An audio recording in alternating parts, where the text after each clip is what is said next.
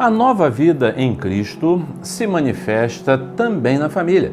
A nova vida em Cristo se manifesta, se mostra na família. Quero chamar a sua atenção para o texto da palavra do Senhor que está lá em Efésios capítulo 5, a partir do verso 22.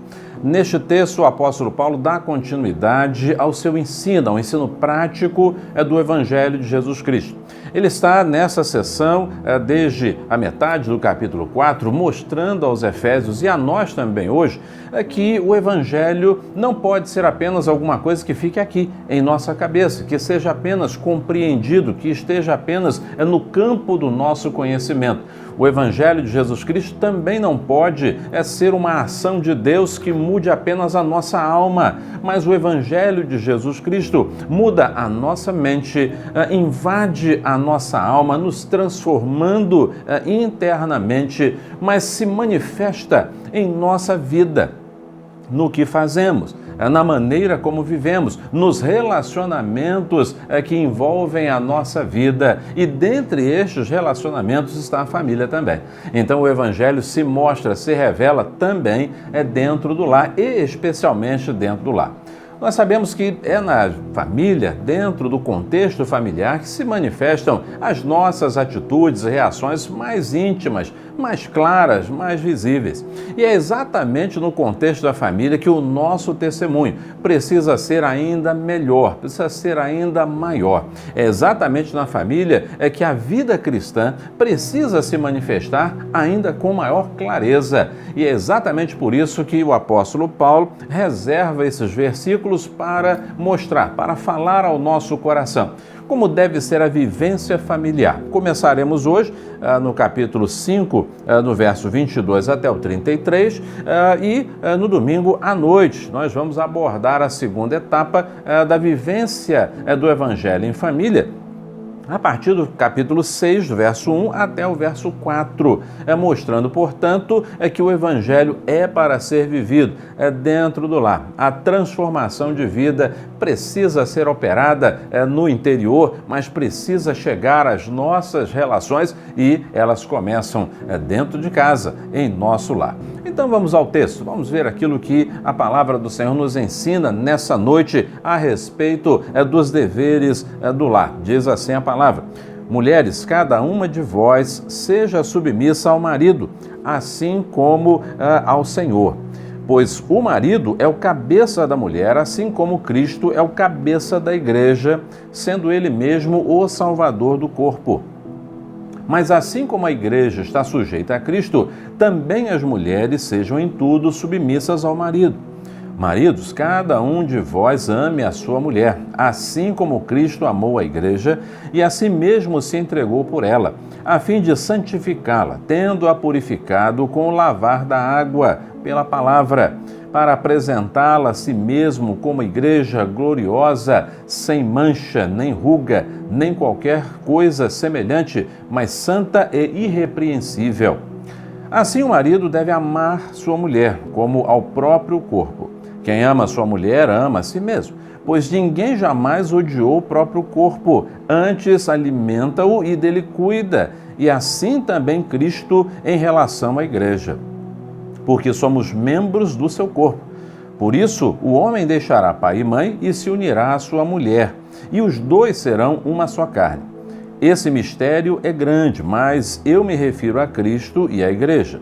Entretanto, também cada um de vós ame sua mulher como a si mesmo, e a mulher respeite o marido. Amém. Este é um dos textos mais conhecidos e, ao mesmo tempo, discutidos e polêmicos das Escrituras. Muitas pessoas não gostam desse texto, muitas pessoas evitam este texto.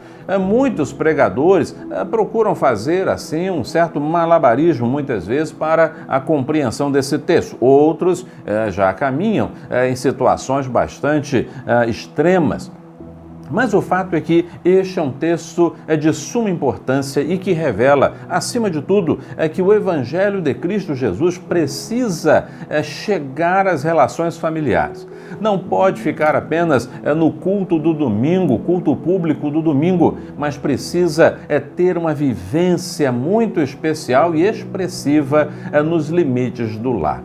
Quando olhamos então para o texto, nós vemos que esse relacionamento entre marido e mulher só é possível e só pode alcançar o grau esperado pelo Senhor se Cristo Jesus estiver reinando nos corações e se Cristo Jesus estiver esclarecendo os corações e mostrando aquilo que Ele deseja, o entendimento que precisamos ter para que a nossa vida familiar e conjugal sejam abençoadas. Portanto, vamos ao texto. O texto diz assim: mulheres, cada uma de vós seja submissa ao marido, assim como ao Senhor. O apóstolo Paulo está se dirigindo a uma sociedade marcada por uma desigualdade, por uma visão negativa muito grande a respeito da mulher. A sociedade antiga, grega, romana, judaica, todas elas trazem com elas uma visão negativa, uma visão de menor valor a respeito da mulher. O Evangelho de Jesus Cristo, o cristianismo, procura restaurar, procura resgatar a imagem da mulher, o seu papel dentro do lar e na sociedade, incluindo a igreja, e estabelece, portanto, relacionamentos, regras de relacionamento, cuidados para o relacionamento, e começa por aqui.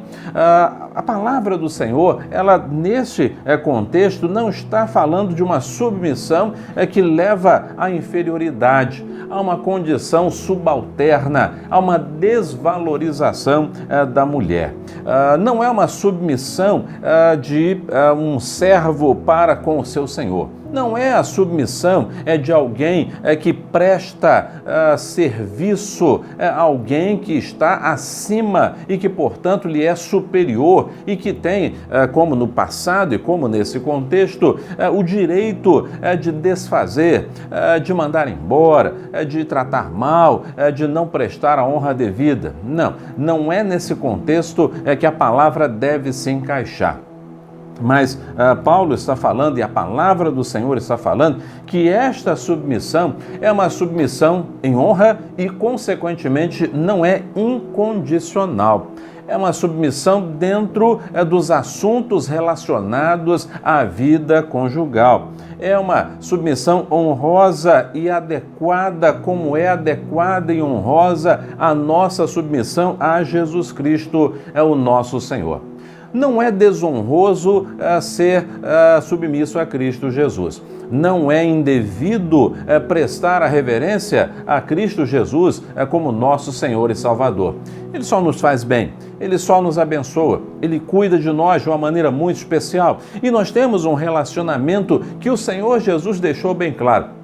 Já não chamo vocês mais de servos, mas de amigos. O próprio Senhor Jesus estabelece um novo relacionamento dos seus discípulos, da sua igreja com Ele.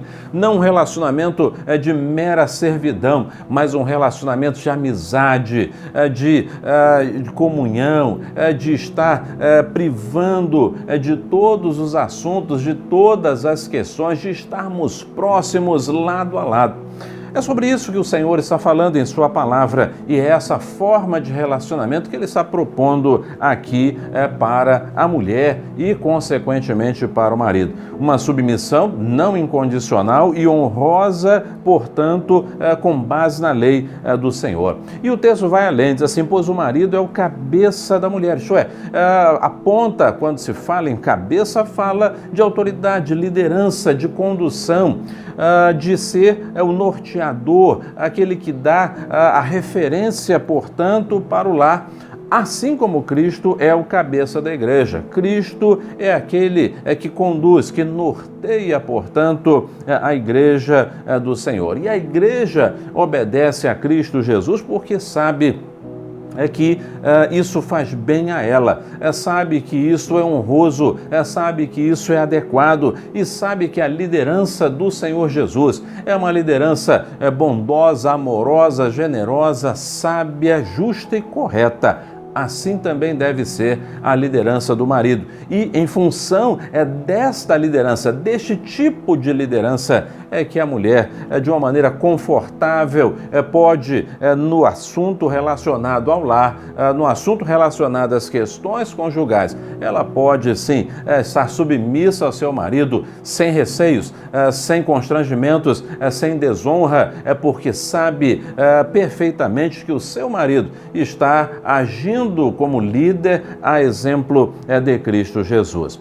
É importante destacar, no entanto, dentro desse versículo 23, quando diz que o marido é a cabeça da mulher, é o cabeça da mulher, assim como Cristo é o cabeça da igreja, sendo ele mesmo o salvador do corpo. É importante destacar que o marido não é o salvador da mulher.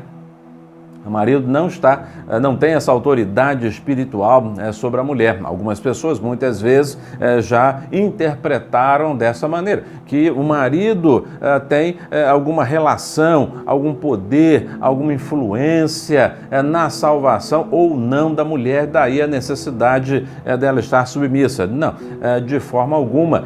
O que Paulo aqui está enfatizando é o caráter de Cristo, que foi capaz de ir à cruz, se entregar para que a igreja fosse salva. É o caráter sacrificial, não de salvador da alma, mas é o caráter sacrificial de Cristo que está sendo evocado neste contexto. O marido também, como líder, o marido também, como aquele que é o cabeça da sua esposa, ele também, assim como Cristo, precisa estar disposto, pronto, seu amor precisa ser de tal maneira que ele possa estar disposto a até mesmo ir ao sacrifício, seja ele qual for, em favor de sua esposa. Assim sendo, diz mais, o apóstolo diz assim a palavra do Senhor no verso 4, mas assim como a igreja está sujeita a Cristo, também as mulheres sejam em tudo submissas ao marido. Essa relação, Paulo está enfatizando, tem como modelo a relação de Cristo com a sua igreja. E quando ele diz, sejam em tudo submissas ao marido, em tudo, nesse sentido, em tudo que tem a relação à vida conjugal. Paulo não está estabelecendo aqui, ao contrário do que muitos imaginam, uma submissão completa e em todos os assuntos. Aqui está sendo tratado relação conjugal. Não está sendo tratada a relação trabalhista, não está sendo tratado aqui relações fora do lar, não está sendo tratado aqui alguma outra relação, como por exemplo dentro da igreja, não está sendo tratado aqui que a mulher é submissa ao marido ou ao homem em tudo, no sentido de em todos os assuntos, em todos os lugares, em todos os espaços, em todos os contextos, e por isso se justifica algum tipo de dominação, exploração ou menosprezo à mulher. De modo algum. O assunto aqui é muito claro e específico, o recorte é nítido e não comporta nenhum tipo de dúvida. Aqui a Escritura está falando sobre casamento, sobre relacionamento conjugal, sobre a estrutura que deve reger de uma forma organizada as relações dentro do casamento. Então, não comporta aqui qualquer tipo de discussão no sentido de que, bem, a mulher deve receber um salário menor porque a Bíblia diz que ela deve ser Não, senhor, não tem nada a ver uma coisa com a outra. Aqui está sendo tratado o assunto muito claro, está sendo falado aqui, sendo tratado aqui nas Escrituras sobre relacionamento dentro do lar. Em tudo submissão ao marido dentro da relação conjugal, no contexto conjugal, como organização do funcionamento do lar. Aí alguém pode dizer assim, bem, por que a mulher ficou com a parte mais pesada, né? Será? Será mesmo? A coisa se equilibra a partir do verso 25, quando o texto diz assim, maridos, cada um de vós ame a sua mulher. Mas amar é fácil, né? É uma tarefa fácil, será? Mas ame a sua mulher, assim como Cristo amou a igreja e a si mesmo se entregou por ela. Aqui a palavra está de uma maneira muito clara e direta, dizendo aos maridos, ame a sua esposa como Cristo amou a igreja. E pela igreja ele entregou a sua vida na cruz do Calvário. Aqui o modelo é o mesmo. Assim como no verso 24 diz que o exemplo da submissão da mulher é da igreja para com Cristo, agora o texto bíblico mostra que o amor do marido deve ser baseado no modelo do amor de Jesus Cristo pela igreja. E esse amor levou Jesus à cruz do Calvário. Cristo é o modelo e o marido precisa seguir este modelo. O modelo é oferecido pelo Senhor Jesus. E esse amor, essa entrega, esse sacrifício tem uma finalidade. Jesus Cristo, ao morrer pela igreja, ao se sacrificar, ao se entregar na cruz pela igreja, ele teve como finalidade santificá-la, tendo-a purificado com o lavar da água pela palavra. Sim, o Senhor Jesus morreu pela igreja para separá-la. Santificar vem da ideia de ser santo. Ser santo é ser separado, separado para Deus, não mais envolvido com coisas que não sejam de Deus, mas separado para Deus. Assim também é o papel do marido, em fazer com que a sua esposa seja separada para ele, seja alguém consagrada a ele, e isso ele obtém pelo seu sacrifício por ela, pela sua entrega em amor à sua esposa. É a resposta dada pela esposa para a sua manifestação de amor pleno, de amor incondicional. Tendo-a purificado, Senhor Jesus perdoa, ele resgata e perdoa. Também fala do lavar da água, com o lavar da água, ele santificou, purificou com o lavar da água. O lavar da água aqui, alguns interpretam como sendo o batismo. Mas também, dentro desse contexto, é a preparação da noiva, né? É quando a noiva se prepara para o casamento. É aquele, mais ou menos, como hoje em dia acontece o dia da noiva, né? Em que ela vai cedo, né? Vai se preparar, ela se prepara toda, ela se embeleza toda, né? É o lavar da água que a prepara para o casamento, mas como isto se dá? Pela palavra. É a palavra do Senhor que faz com que os relacionamentos dentro do casamento sejam abençoados.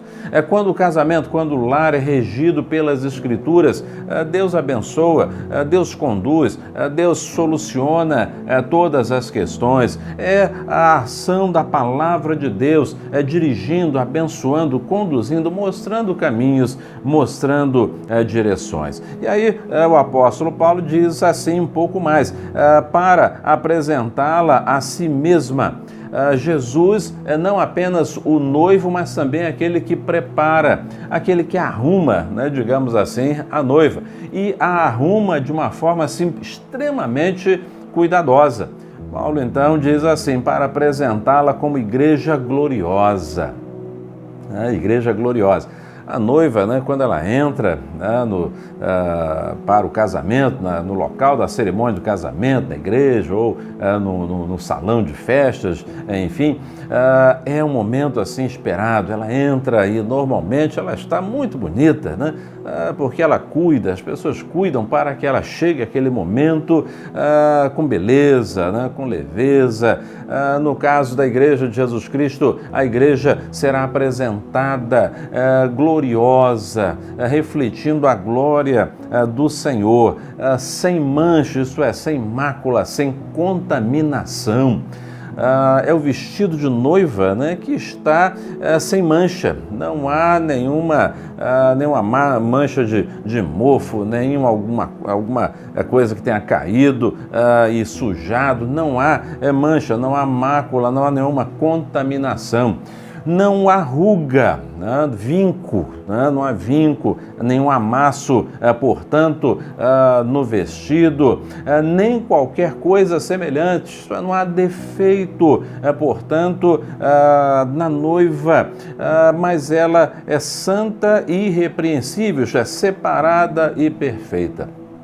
O que Paulo está dizendo é que o próprio Senhor Jesus vai, ao longo do tempo, santificando, purificando, preparando, arrumando para que a igreja dele possa se apresentar naquele último e grande dia de uma maneira irrepreensível, bela, pronta, preparada para o seu encontro eterno com o Senhor.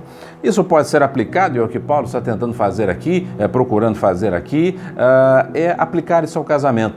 Ao marido, o amor do marido deve ser cuidadoso, sacrificial e cuidadoso.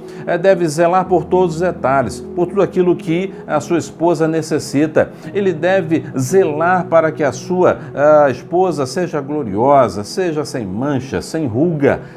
Nós estamos falando aqui de marcas do tempo, estamos falando de amações, de coisas que muitas vezes vamos observando e que achamos que não está bom, santo e irrepreensível. O que o texto está apontando aqui é que o marido deve preparar, zelar para que a sua esposa sempre esteja de uma forma apresentável e agradável a ele. Seus olhos devem sempre ver a sua esposa na grandeza das suas qualidades e nunca dos seus defeitos. Lembra quando falamos a respeito do divórcio, o Senhor Jesus objetou os fariseus que estavam interessados em dispensar a sua esposa por qualquer motivo, caçando detalhes, caçando qualquer coisa para colocar defeito. Não é esse o papel do marido. O papel do marido é esse que o Senhor Jesus apresenta para nós. Ele se empenha, ele se esforça, ele trabalha para que a sua esposa sempre se apresente de uma forma agradável, de uma forma que não tenha o que ser observado como defeito, mas sempre olhando o melhor, olhando e trabalhando para que a sua esposa ofereça e apresente sempre o melhor, aos olhos que sempre estejam procurando o melhor, os olhos do seu marido. Assim deve amar, o marido deve amar sua mulher como ao próprio corpo. Quem ama a sua mulher, ama a si mesmo. A palavra do Senhor apresenta o homem como cabeça, a mulher como corpo. E, dessa maneira, estão integrados, não estão separados, não são divididos, estão plenamente integrados. E, dessa maneira, quem ama a sua mulher ama a si mesmo. A comunhão conjugal faz com que dois estejam em uma só carne. E dessa maneira podem trabalhar em conjunto, viver em conjunto, satisfazer em conjunto. Fazer mal à esposa é fazer mal a si mesmo. E aí por isso que o texto avança dizendo assim: pois ninguém jamais odiou o próprio corpo. Ora, quem odeia a si mesmo, quem faz mal a si mesmo, precisa de ajuda psicológica, psiquiátrica, com urgência. Portanto, não é cabível ao marido fazer mal à sua esposa, porque está fazendo mal a si mesmo. Ninguém jamais odiou o próprio corpo. Antes, o que faz? Alimenta-o e dele cuida, isto é nutre, ele zela, ou dentro da expressão original, ele aquece, né? Aquecer no sentido de envolver nos braços e dar calor. É isso, alimentar e cuidar, dar calor para o seu próprio corpo. Quando estamos com frio, buscamos um agasalho. Nossa esposa e a relação conjugal precisa ser uma relação de aquecimento, de cuidado, de nutrição, de alimento para os sentimentos. E é assim que Cristo faz conosco, assim também Cristo em relação à igreja. Ele cuida e aquece. Por quê? Somos membros do seu corpo, e porque somos membros do seu corpo, ele cuida de nós.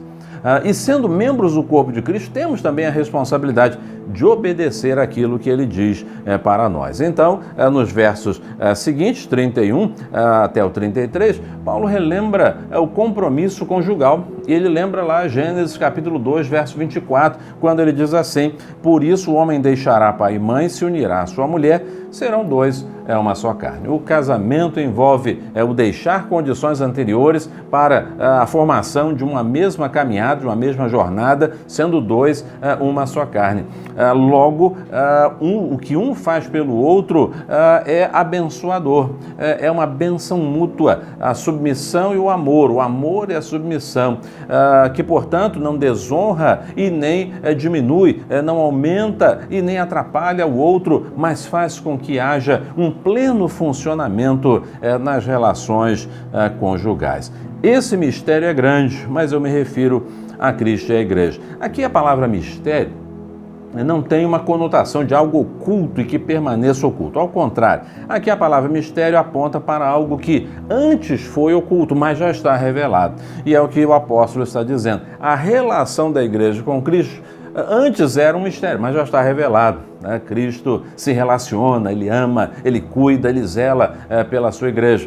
E o relacionamento conjugal, que muitas vezes é visto como alguma coisa tão difícil, né, de ser vivida, também já não é mais um mistério, porque basta olhar para a relação de Cristo, basta viver o Evangelho dentro do lar, é que esse entendimento passa a nortear as nossas vidas. Não somos mais vidas separadas, em conflito, buscando o melhor cada um para si. Não. Duas vidas em uma só e que, portanto, buscam interesses, objetivos, propósitos semelhantes em conjunto, em cooperação, em firme aquecimento e nutrição mútuos, em amor e em sujeição uns aos outros. Isto, até então, era um mistério, mas agora está claro. Quando obedecemos a Cristo neste quesito, quando obedecemos a Cristo assim em nosso lar, a família caminha bem, o casal avança, as vitórias chegam, os problemas também, mas eles são solucionados, porque já não são mais vistos como o seu problema e o meu problema, mas são vistos como o nosso problema, para o qual juntos encontraremos sempre uma solução. E o texto então termina dizendo: entretanto também, cada um de vós ame a sua mulher, como a si mesmo, e a mulher respeite o marido. O marido deve amar a sua esposa como? Como Cristo ama a sua igreja. A mulher respeite, né? A expressão aqui, o termo é phobeu, né? Que vem de temer, de respeitar, não no sentido de medo, mas no sentido de consideração, no sentido de dar o devido respeito. E esse respeito é conquistado pelo amor que é dado, pelo amor que é oferecido, uma relação precisa, uma relação harmônica entre marido e mulher, ambos trabalhando para o outro e assim sendo, conquistando tudo aquilo que é reservado, não para um ou para outro, mas que é reservado para os dois, a felicidade e a harmonia conjugal. Querido irmão, querida irmã, você que está nos acompanhando nesta oportunidade, o que a palavra de Deus então nos esclarece, nos apresenta é exatamente que para nós vivermos a vida cristã como o Senhor deseja, precisamos torná-la prática em nossa vida. E uma das maneiras e um dos campos nos quais precisamos colocar o Evangelho como algo prático em nossa vida é em nosso lar. E se queremos ter um relacionamento conjugal abençoado, conduzido pelo Senhor, próspero, fecundo, precisamos então olhar para a relação do Senhor com a sua igreja. Uma relação de amor e submissão, de entrega, de sacrifício, de resposta, de cuidado mútuo. Marido amando a sua esposa como Cristo amou a igreja e por ela se entregando. A esposa respeitando, honrando o seu marido como Cristo ama, honra, como a igreja ama e respeita a Cristo. E dessa maneira, as relações se tornam harmônicas, as soluções chegam, a caminhada se torna mais tranquila e feliz e podemos ver o agir de Deus em tudo aquilo que fazemos dentro do nosso lar. Que tal nesta noite rever o seu coração e avaliar a sua vida? Você tem obedecido a Cristo, tem praticado o Evangelho dentro da sua casa a partir da sua relação com o seu cônjuge? Você tem vivido essa realidade ou ela está distante? Talvez você esteja com o seu coração fechado, eu não quero saber disso, eu não quero me aprofundar nisso, eu não concordo com isto ou com aquilo. Deixe o Espírito Santo falar ao seu coração, deixe o Espírito Santo de Deus continuar falando a sua vida. Coloque este ensinamento em prática no seu casamento. Você vai ver a bênção, você vai ver as respostas, você vai ver o agir de Deus em seu lar. Vamos orar? Querido Pai, neste momento, obrigado, porque a Tua palavra traz o esclarecimento necessário ao nosso coração. Queira, ó Deus, abençoar cada família, cada casal que está nos acompanhando neste momento. e que o Senhor possa fazer com que o teu Espírito trabalhe nos corações a fim de que possa haver pleno entendimento e, além do entendimento, a vivência do teu ensino nas relações conjugais. Em nome de Jesus nós oramos. Amém.